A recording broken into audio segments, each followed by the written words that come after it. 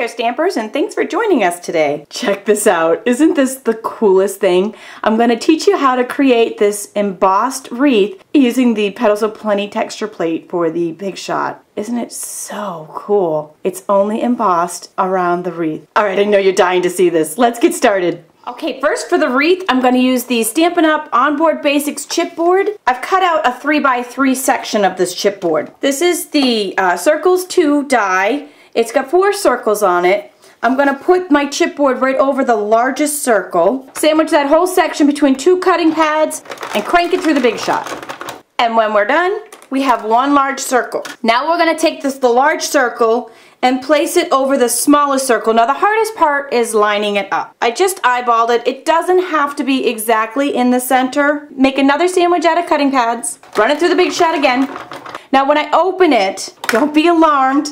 A little piece where the big circle was got cut off, but it's okay. I just took a little piece of Scotch tape and put it back on there because this is just going to be a mask and no one's going to see that. For the next step, I am taking the Petals of Plenty texture folder. I'm putting a square of Ivory Naturals cardstock right inside the folder, and then I'm going to take our little donut that we just made and I'm going to place it right in the center on top. Okay, we've got the Big Shot machine. I've got the multi-purpose cutting platform.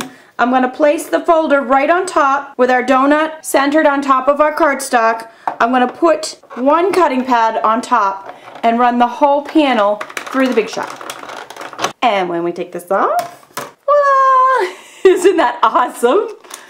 Look at it. To add a little color, I'm going to use some Mellow Moss Classic ink, and I cut off a piece of a Stampin' sponge. I'm just going to rub a little color right around the circle. And once our wreath is colored, I'll take the Real Red Stampin' Right marker, the brush tip end, and just touch the tip of the berries on each of the poinsettias for an accent.